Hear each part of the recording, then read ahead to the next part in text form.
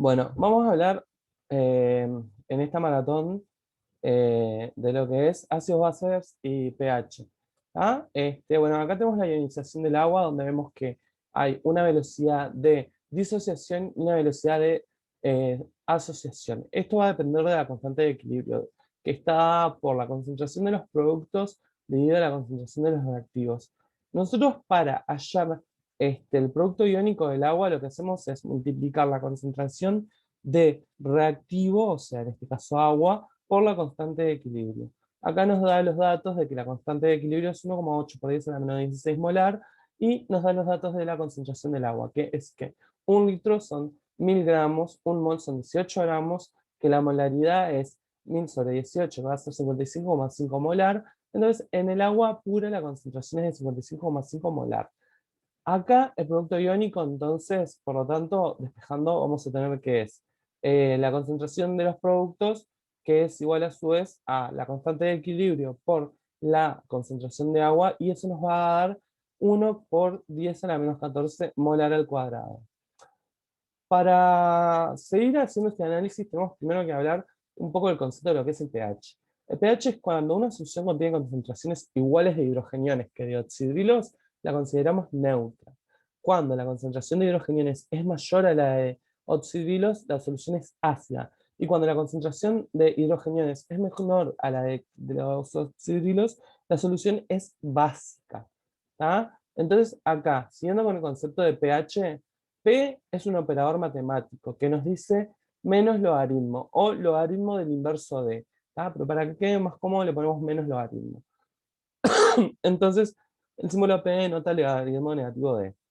En el agua pura tenemos que el pH es el menos logaritmo de la concentración de hidrogenio, el cual es 1 por 10 a la menos 7. Logaritmo este está en base 10. Entonces, esto se va a anular con esto y me va a quedar menos 7. Pero a su vez es menos. Entonces, este menos entonces me va a quedar que el pH es igual a 7. Si volvemos a la ecuación del producto iónico, que era igual a las concentraciones de los productos, que ahora sabemos que es igual, porque ya lo despejamos, ya lo hicimos a los cálculos, a 1 por 10 a la menos 14, nos queda que el producto iónico, y aplicamos el menos logaritmo a todo, nos va a quedar que el producto iónico es igual al pH más al pOH, que es igual a 14. Y como sabemos que pH es igual a 7, acá esto nos va a quedar una ecuación con una incógnita que es el pOH. Y esto, despejando, vamos a ver que es igual a 7. Entonces tenemos que el pH y el pOH son igual a 7. Entonces el agua pura es neutra. Entonces la medición de pH es una de las operaciones más relevantes y frecuentemente utilizadas en bioquímica. Los cambios en el pH afectan la estructura de las biomoléculas. Porque, por ejemplo, las proteínas las pueden desnaturalizar, o hay ciertas enzimas que actúan mejor a un determinado pH que a otro. Este, Así que tienen que ver por ahí. La medida de pH en el plasma de la orina se usa normalmente como método diagnóstico de diversas patologías, y la disminución en el plasma del pH se denomina, en realidad se denomina acidemia. La acidosis es otra cosa, pero no viene a los objetivos de esta clase. Acá tenemos lo que hablaba del pH óptimo de las diferentes enzimas. Tenemos la pepsina, que es la encargada de romper los enlaces peptídicos que se encuentran a nivel del estómago para degradar las proteínas, y esta tiene esto es una ecuación o en realidad un gráfico, no salía, que son muy de poner gráficos en los parciales, que es porcentaje de actividad máxima en función del pH. Tenemos que la pepsina tiene una actividad máxima cercana a 2, pero que cuando se acerca al pH fisiológico ya no actúa. Probablemente la pepsina a un pH de 7 se desnaturalice, es un pH muy alcalino para ella. La tripsina empieza a actuar a pH un poquito mayor que 2. Ya a un pH 2 entenderíamos que está desnaturalizada.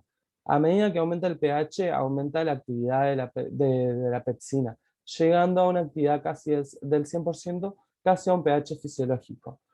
Y la fosfatasa alcalina tiene su actividad máxima cerca de un pH de 9. Esto lo que nos dice es que todas las enzimas tienen una acción diferente a diferentes pH. Porque a veces pasa de que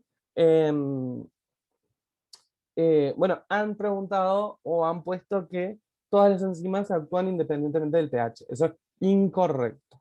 ¿Tá? Entonces, el pH es una forma de calcular la concentración de hidrogeniones. Y están inversamente relacionados, porque es un menos logaritmo. Entonces, al aumentar la concentración de hidrogeniones, al haber más hidrogeniones, el pH va a ser más bajo y la solución va a ser más ácida. Al disminuir la concentración de hidrogeniones, va a aumentar el pH y la solución va a ser más alcalina. ¿Tá? Bien, no necesito refrigerio. Para calcular la concentración de iones o hidrogeniones o oxidrilos a partir de los valores de pOH y pH, tenemos esto de acá, que nos dice que si tenemos una concentración de 10 a la menos 5, como es un logaritmo en base 10, el P, o si el pH es 5, que es un logaritmo en base 10 negativo, lo que nos va a dar es que sacándolo, para sacarlo tenemos que elevarlo, logaritmo es el opuesto a potencia, la base es 10 porque sabemos que es en base 10, entonces sería, si no fuera menos, sería 10 a la 5, pero es menos. ¿Tá? Entonces la concentración de hidrogeniones es 10 a la menos 5, o sea, 0,0005. Te parece un número muy chico, ¿no? Pero esto está en molar y son partículas elementales. Entonces yo quiero saber cuántos átomos hay de hidrogeniones, tengo que multiplicarlo por el número de Avogadro, ¿tá? Que es 6,022 por 10 a la 23. Ahí sí me va a quedar como unos 17, 18 lugares antes de la coma. Y eso sí es un número muy grande. Nunca se olviden de eso. ¿Tá? Estamos hablando de números, magnitudes gigantescas. ¿Ah? Acá hay una fórmula en donde se compara desde lo que es el pH neutro, que es 7, que es la sangre humana, las lágrimas, y aumentando cada vez es más básico y disminuyendo cada vez más ácido. ¿Tá? Acá tenemos ácidos y bases débiles donde el ácido es una molécula o unión capaz de ceder hidrogeniones, que se los iguala a protones porque son una partícula con una carga positiva, pero en realidad es un hidrógeno que perdió su electrón. ¿Tá? Se les suele llamar protones, lo más correcto es decir hidrogeniones, pero es jerga, a mí a veces también me sale protones. Y una base es una molécula o ion capaz de aceptar esos hidrogeniones. ¿Tá? Entonces, el ácido se disocia en hidrogeniones y una base conjugada. Y a su vez también se puede asociar y formar ácido débil de vuelta. Estos son los ácidos débiles, ¿tá? Y tienen una constante de disociación también, un K sub A. ¿Tá? Un dador de protones y su correspondiente aceptor de protones forman un par ácido-base conjugado. ¿Tá? Acá tenemos que los ácidos fuertes y las bases fuertes se disocian completamente, dando un hidrogenión y una base conjugada, pero que es unidireccional esta reacción. No se vuelve a formar el ácido débil, fuerte. Esto sucede con el ácido clorhídrico, por ejemplo. Sin embargo, en los ácidos débiles nos pasa esto, que queda el ácido débil, se disocia y se vuelve a asociar. Esto depende del pH en el que se encuentre esta solución, que eso es lo que le da la capacidad de amortiguador. Acá tenemos ejemplos de base y ácidos débiles.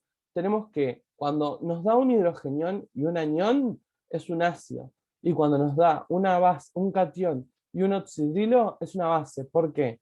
Porque están disueltos en agua. Entonces, las partículas elementales ionizadas del disolvente van a ser o oxidrilos o hidrogeniones, ¿tá? Porque son las que conforman el agua. Y esto es el elemento que nosotros le ponemos. ¿Ah? Entonces acá tenemos que para los ácidos fuertes se disocian completamente la solución. Y calcular el pH es mucho más fácil porque la concentración de ácido fuerte va a ser igual a la concentración de hidrogeniones, porque va a ser también igual a la concentración de base conjugada, porque se van a disociar a la mitad. Entonces, si yo tengo ácido clorhídrico al 0,1 molar, voy a tener después al 0,1 molar los hidrogeniones y al 0,1 molar el cloruro. Entonces, la concentración de hidrogenión va a ser 0,1 molar y el pH va a ser menos logaritmo de 0,1, que me va a dar un pH de 1. Entonces, el ácido clorhídrico es muy ácido, es un ácido fuerte. Entonces, acá lo que hablaba era de que se disocian parcialmente en solución, y esto depende de la constante de disociación. Esta constante de disociación se calcula como la constante de equilibrio. Y es una característica de cada ácido débil. Nosotros acá ya trabajamos con el prefijo T para poder trabajarlas con los pH de las soluciones en las que las vamos a agregar. Y la relación también es inversa. Si la constante de disociación es alta, o sea, como es de disociación, el ácido se va a disociar mucho y el pK va a ser bajo. Si la constante de disociación es baja, el ácido no se va a disociar mucho y la pK va a ser alta. Acá tenemos una regla de ácidos débiles a ácidos fuertes, y acá tenemos básicamente lo mismo. Acá lo que hicimos fue, ¿cómo se calcula? De acá despejar la concentración de hidrogeniones para poder igualar todo esto al pH, y poder trabajarlo. Entonces tenemos que pH es igual al pK sub A menos el logaritmo del ácido débil, la concentración de ácido débil sobre la concentración de base conjugada. Nosotros o Henderson Hasselbalch, más que nada, nosotros no, porque yo no estaba en ese momento, decidieron que iba a ser más amigable si esto fuera positivo. Entonces hicieron esto a la -1 y les quedó más logaritmo de la base conjugada sobre el ácido débil. Entonces, la ecuación de Henderson-Hasselbalch dice que el pH es igual al pK sub A más el logaritmo de la base conjugada, la concentración de base conjugada, sobre la concentración de ácido débil. Entonces, esta ecuación se usa para el cálculo de pKa de ácidos débiles, para el cálculo del pH del ácido débil base conjugada y para la relación de base conjugada ácido a un pH determinado. Si estamos en el inicio de una titulación y no tenemos base conjugada, porque no empezó a disociarse ese ácido débil, lo que hacemos es hacer eh, pKa más, y PC es el menos logaritmo del ácido débil, porque entendemos que se va a ir dividiendo hasta la mitad, hasta, o sea, se va a ir dividiendo de a poco. Dividido 2, ¿ah? Entonces, acá tenemos un ejemplo de ácido acético, y cuando lo vemos así, asusta un poco. Pero si nosotros vamos a lo que es esto, o mejor dicho, esto, ¿ah? Y luego a la ecuación de Henderson-Hasselbalch, vemos que no hay muchas diferencias. A esto lo podemos entender como el HA. Este es el ácido débil, el ácido acético. Esta es su forma iónica. Este es el hidrogenión y esta es la A negativa. Tenemos la constante de disociación acá, y acá tenemos el hidrogenión, la A negativa y el HA. Tenemos que el ácido débil tiene una concentración de 0,1 molar. Y tenemos que la base nitrogenada tiene una concentración de 0,01 molar. La constante de disociación es 1,8 por 10 a la menos 5. Y acá de buena onda que son, ya nos hicieron el pK sub A. Entonces nosotros vamos a la ecuación de Henderson-Hasselbalch, que es pH es igual a pK sub A más logaritmo de la base conjugada, concentración de base conjugada, más dividido concentración de ácido débil, y que está expresada acá sustituidas por los valores, y nos va a quedar que 4,72 más el logaritmo de la relación entre 0,01 dividido 0,1, y esto nos va a dar un total de un pH de 3,72, que tiene bastante sentido, porque el pK sub A es 4,72, para que la concentración de la base conjugada y el ácido débil sea igual, tendrían que tener un pH de 4,72 la fórmula, pero como es más ácida, esta ecuación tiende hacia la formación de ácido acético más que a la disociación. Por eso la concentración de ácido acético es mayor. Entonces, acá tenemos la curva de titulación en donde a pH de ácidos tenemos el ácido acético que predomina hasta que llegamos a la región de amortiguación, que es esta región rosa, en donde las concentraciones de ácido débil y su base conjugada son bastante parecidas hasta que llegamos al punto en donde el pH y el pKa son iguales, que es 4,76. Luego siguen más o menos generándose pequeños cambios de pH al agregado de equivalentes hasta que pasamos la región de amortiguación, y ahí sí empieza a predominar la forma de base conjugada. Perdón. Entonces, cuando las concentraciones se igualan, lo que sucede es que al dividir un número sobre sí mismo me va a dar 1, y el logaritmo de 1 me va a dar 0. Entonces, según la ecuación de Henderson-Hasselbalch, con concentraciones de ácido débil y base conjugada iguales, vamos a tener que el pH va a ser igual al pK sub A, que era lo que nos explicaba. Entonces, lo que yo les explicaba recién. Entonces, las soluciones amortiguadoras son una mezcla de un ácido débil y su base conjugada. El pH de una solución amortiguadora se mantiene casi constante tras la adición de pequeñas cantidades de ácido o de base, ¿tá? Para eso son las soluciones amortiguadoras, para que al agregarle un ácido o una base no generemos grandes cambios en el pH. La máxima capacidad amortiguadora es cuando el pH es igual al pKa del ácido débil. Y la elección del buffer a utilizar depende de su pKa y de su concentración, ¿tá? Y acá tenemos cómo funcionan las soluciones amortiguadoras. Si nosotros tenemos el ácido débil y se le agrega una base, nosotros esperaríamos que la solución, o sea, nosotros tenemos una solución, ¿tá? Y acá tenemos nuestro ácido débil, que es el que va a ser buffer. Se le agrega un oxidrilo, que es una base, lo que subiría el pH de la solución. Pero este ácido débil se disocia, libera un hidrogenión, ese hidrogenión se junta con el oxidrilo y forma agua, y evita así los aumentos de pH. Pero queda solo la base conjugada. Pero frente al agregado de un hidrogenión y un ácido, lo que me bajaría el pH, esta base conjugada se asocia con este hidrogenión y vuelve a formar un ácido débil. Eso es el mecanismo de acción de lo que son los sistemas buffer. Ay, me recostó. Entonces, frente a un agregado de un ácido o una base, la concentración de hidrogeniones en solución varía mínimamente al igual que el pH. ¿Tá? Entonces tenemos que, perdón, que si aumenta la concentración de hidrogeniones, la ecuación va a tender a la formación del ácido débil, con la consiguiente disminución de base conjugada y el aumento de este ácido débil. Mientras que a disminuciones de pH, lo que va a suceder es que van a aumentar las concentraciones de base conjugada y van a disminuir las concentraciones de ácido débil. Entonces, la base conjugada amortigua el agregado de hidrogeniones, o sea, evita que la solución se vuelva ácida. Mientras que el ácido débil amortigua el agregado de oxidrilos, o sea, evita que la solución se vuelva alcalina. ¿Tá? Acá tenemos algunos amortiguadores presentes en el organismo, los cuales me parecen los más importantes son el bicarbonato y la hemoglobina, pero también tenemos el amortiguador fosfato y las proteínas intracelulares.